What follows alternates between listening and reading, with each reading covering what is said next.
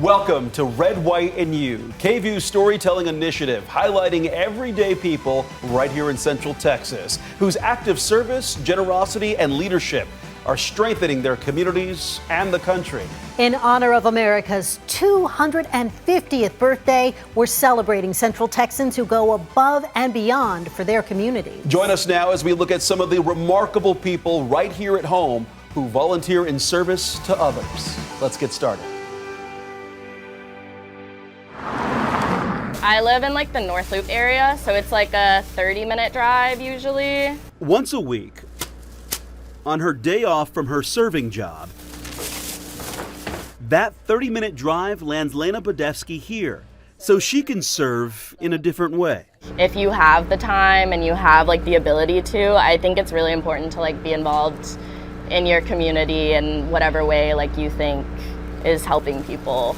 Sorting, bagging, and boxing local farm fresh produce. There's some zucchini, we have grapefruit, what else? Avocado.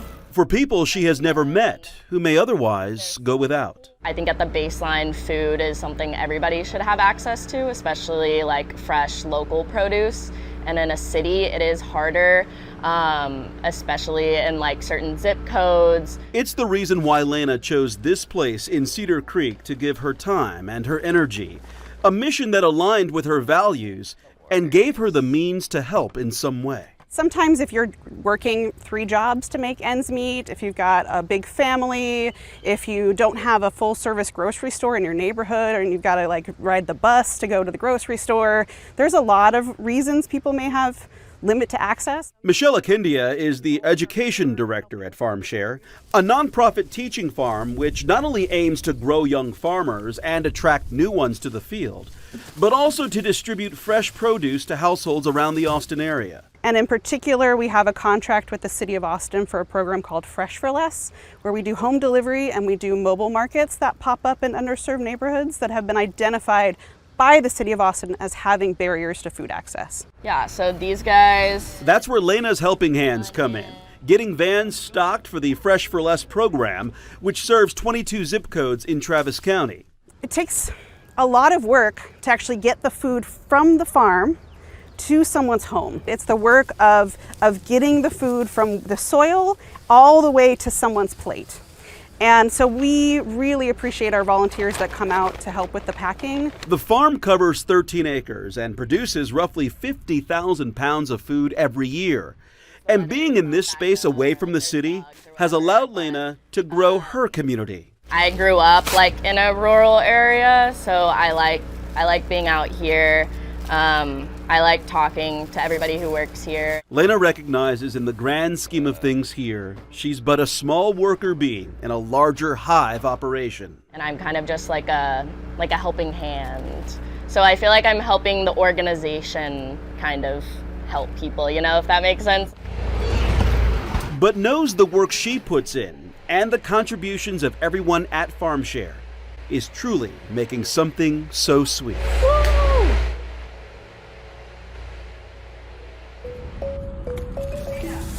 Inside Hope, Austin. A line of hands moves fast. Volunteers from Williamson County's Chaparral Women's Club are ready to work. It's an efficient assembly line, rustling bags, finding a rhythm, each one packed with cereal and snacks, filling a gap for a hungry student. Monica Von Wadden is Hope Austin's founder and says her mother, a teacher, taught her a valuable lesson about helping others. Our table was always full because she'd bring home kids from her school. She always taught in the most impoverished schools. So I saw how my mother thought that was so important. And my dad was also a philanthropist as well. So food security is just something that has been near and dear to me. Since 2016, Hope Austin has made sure kids don't go hungry in school and over the weekend, so students can focus on learning, not wondering where their next meal will come from. We started off in a 5x7 storage unit where we would have to create and work outside. All of us moms would get in our Suburbans and go to either Costco, Sam's, HEB, load our cars, and then go back to the unit there off 620 and line the shelves. Today, the North Austin space has 2 large rooms filled to the brim with nutritious food and snacks. Now we bag multiple times a day, all through the week. It's delivered right there to our back door every single week in a big semi. Tons and tons of food. The backpack program gives kids a bag of shelf-stable food on Friday so they can eat over the weekend. There's cereals, there's mac and cheese, there's beef sticks, there are healthy snacks such as almonds and sunflower seeds. We are Senate Bill 314 compliant, which means we are following the new state regulations with respect to sugar and dyes. And it doesn't stop at just snacks. Hope Austin also offers fresh food, hot meals, and family boxes. If there's hungry children, there's hungry family members. So we have family boxes that we disseminate through the schools as well, and we can act as a stopgap to help families in need until they can get to an organization that was made to feed families. Hope Austin is in about 116 schools across Central Texas right now, and this part of the program, it serves 5,000 students a week. And it's the teachers who recommend the kids who need food help the most. They work with those kids, they live with those kids, right, Monday through Friday. They know what's going on in these families' lives. And by the next day, Hope Austin has a bag waiting for them. The teachers mostly say you should just see the smiles on these kids' faces when they get their snack kits or they get their weekend meal kits. It's a game changer for our kids. For Monica, a teacher's daughter, the lesson has come full circle by helping thousands of Central Texas students come to the table for a meal made with love.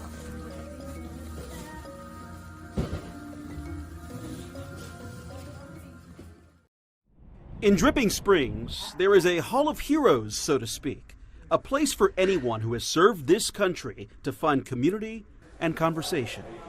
It's an awesome place. Awesome place. A place called Patriots Hall. Just a bunch of guys get together, have some tacos and drink coffee and tell a few stories. It may sound simple, but for veteran Sonny Cawthon, this place is a sanctuary. It's just a place for a bunch of guys that's been through hell to get together and just be a group. It's hard to explain. Really hard to explain. A place that reminds him of a close friend. Shorty and I were good friends. My nickname is Shorty, which I earned in 1964. A Navy Vietnam veteran whose message and mission can be found in this video clip, even though he is no longer with us. Why can't everyone just not run everybody down, but help other people? That's what this world is all about. That's what makes it go around. Ronnie Glenn Barnett, Shorty for short, wrote a letter in 2019 looking for a patriotic and civic-minded landowner willing to donate a plot to 2 veterans organizations that needed a place to meet. Thanks to successful fundraisers and dedicated teamwork, Shorty founded Patriots Hall on 10 acres of land, a place to not only connect veterans in Hays and Travis counties to resources, but also to each other. The connection spans wars, military branches, and even generations. We got young ones coming in, and old ones, antiques like myself, and a few more, The youngest is 12. The son of a veteran, Nicholas Aiden Pinkerton, has had conversations with many servicemen and women here. They all have a different story, and that's what's important to me, learning all their different stories. Not a veteran himself, but still serving his country in the best way he knows how. My main mission is to take care of the veterans' grave sites and community rural cemeteries. The chats with his father and other vets inspired him to start his own nonprofit called Warriors Remembrance and Research Foundation. Several times a month, Nicholas leads an effort to clean veterans' burial sites and grave markers in rural cemeteries. So far, Nicholas's nonprofit has reached 13 Texas counties and 20 cemeteries. I asked Nicholas why he showed such care for people he has never met. Well, you should actually flip that. Why do they care enough to fight in war and risk their life to they're to die for me even though they never met me. A simple reason to fuel his efforts and share his stories with those who have told their tales to Nicholas here at Patriots Hall, living out Shorty's vision to serve those who have served the red, white, and blue. In a busy East Austin neighborhood sits a peaceful oasis, a place of homecoming and history. Every stone out here has a story. And for more than 30 years, Sue Spears has worked to unearth the past, making sure Bethany, the first African-American cemetery in Austin, is not forgotten. This is a kind of an archive of what East Austin was. In the 1990s, the cemetery was abandoned, an overgrown lot filled with trash. Parents worried about students at nearby Sims Elementary taking a trail through the high weeds to get home. So I started walking the trail, and then after walking the trail, I started to see stones. And I was like, okay, this is just not a trail, this is actually a cemetery.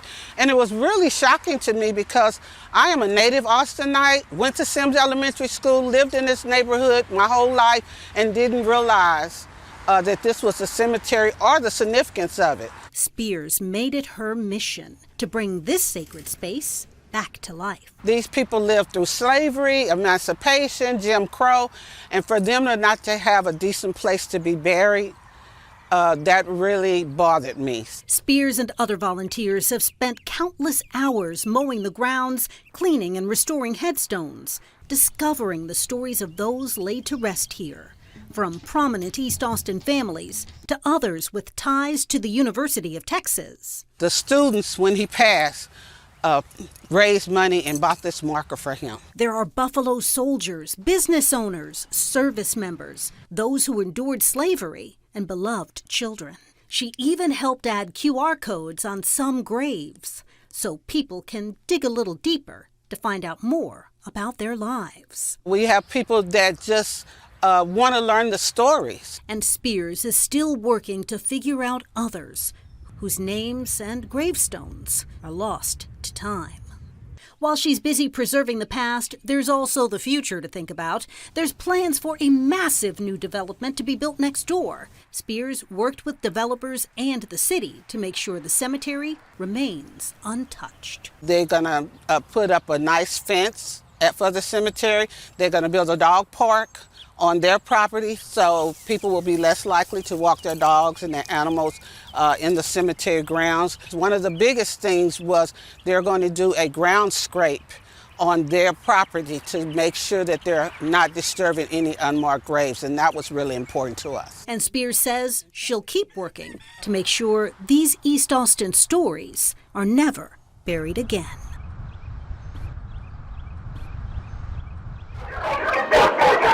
At Lifelong Friends Pet Adoption, I can't believe it's been 30 years ago. Pictures of dog days gone by are posted on the bulletin boards, each one with a tale to tell. Time flies when you're having fun.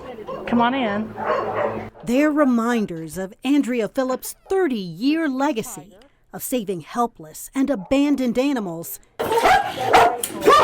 and finding them loving homes. Sometimes they're brought to us, sometimes we find them abandoned on the street and they're starving to death. Phillips and her volunteer crew rescue dogs and cats in the North Lake Travis area. There isn't really an animal control department in this area. And there was a real need out here. The need is even worse now because the population has grown out here. Phillips started Lifelong Friends to find a new purpose in her life. I was needing something to do and to fulfill, an empty space that I had at the time. She never expected so many years later she'd still be saving lives on a shoestring budget. We don't have funding from the county, we don't have funding from the city. So we take them in, we get them vetted, we get them spayed and neutered, we get their shots, and we do all of that for the last 30 years on nothing but donations. Each furry friend gets the help they need, like this good boy. Bear, one of our dogs, had a broken hip. He had been hit up 1431 by a car. Bear is now happy, healthy, and ready for a forever home, thanks to Phillips and her team of volunteers. And I think there would be an awful lot more suffering going on without us if we weren't here.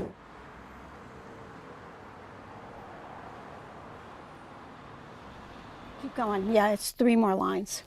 At first glance, you may not see why this retired librarian is considered a local hero by those who know her. That's why you have to listen. The Prowls remains a question that continues to burn and that is still unanswered. For 35 years, she has been giving her time and her voice to those who need her. I love what I do. Anything that has to do with books, I love. Her calling is right there in her name. Mindy Reed, Reed, R-E-E-D, is a tenured volunteer at the Texas State Library's Talking Book program. What can be better than a book? What can be better than just sitting in a booth and reading a book for a couple hours every week? I enjoy doing it. You can tell how much Mindy enjoys doing it.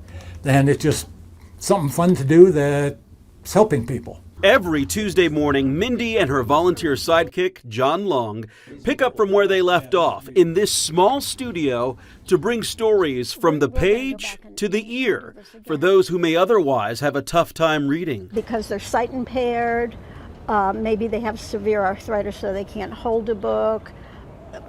Any reason that creates a barrier between them having access to reading material. With John at the controls and Mindy behind the mic. And then I'll just keep going till the end of the sentence. They are a team, building a friendship through their shared love for serving others. This is interesting. Didn't think we'd be doing all this today. Since the mid-90s, Mindy has completed recording 22 books, now available at the National Library Service for the Blind and Print Disabled, and countless articles from Texas publications. Oh, it's amazing. It gives me something to aspire to.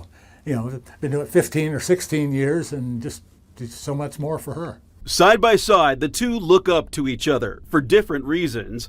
They both proudly show their certificates of appreciation from the Texas State Library. Mindy has logged more than 2,433 hours of volunteering. John is reaching the 1,500-hour mark. Although he must have known about the guilt of the Prowls. This all may be just a bunch of words, but it's the action behind them, making a difference for so many who either cannot see the pages or hold a book, which is why Mindy has been so happy to lend her voice all these years. And there's nothing in this world as wonderful as being read to.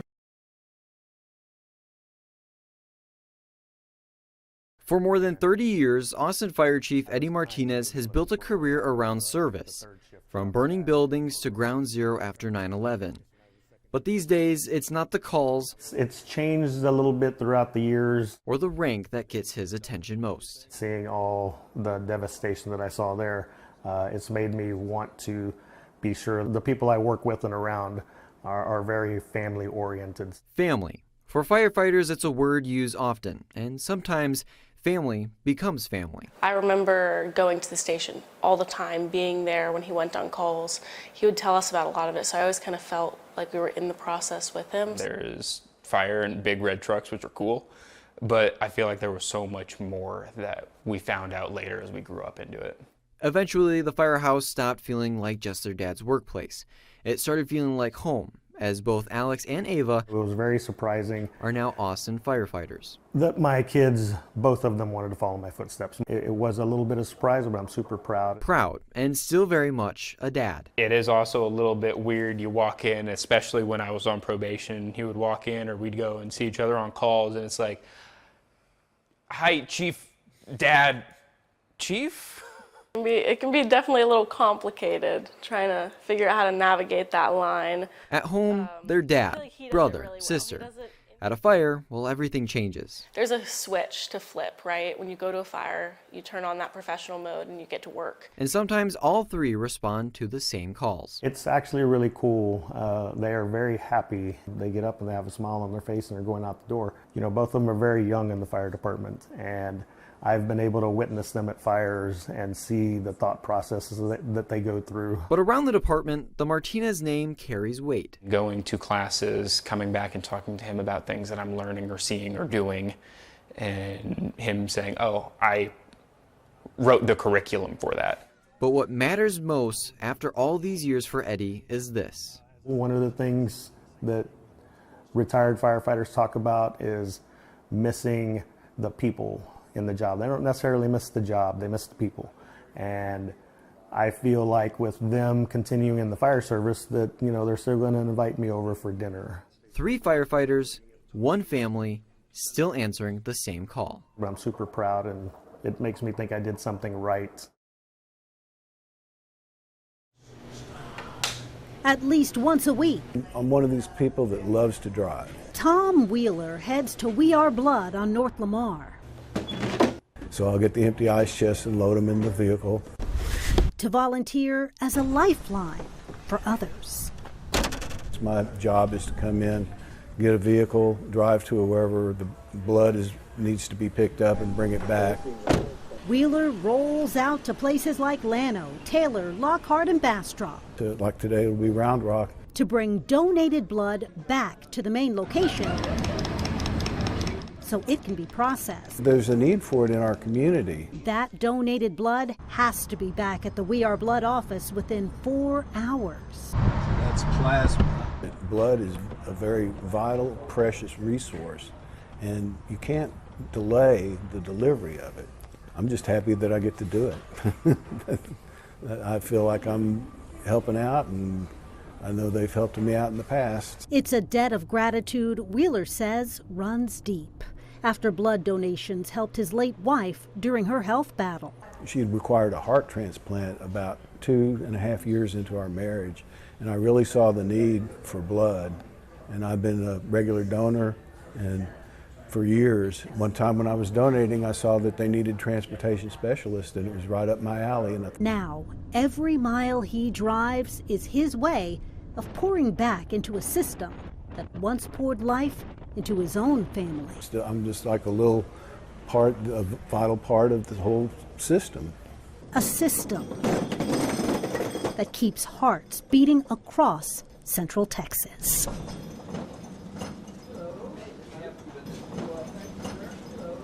A brotherhood brought together these 5 young men. When you come together in a community, you can actually do like a lot more work. The 5 Boy Scouts from Troop 9 brainstormed ways to bring new life to the grounds of Bryker Woods Elementary School, a place where they spent much of their childhood. It's a great experience to be able to give back to the community, give back to the elementary school where we all went, and make an impact. A big project to leave a place better than the way they found it. We all saw this space and thought we could improve it.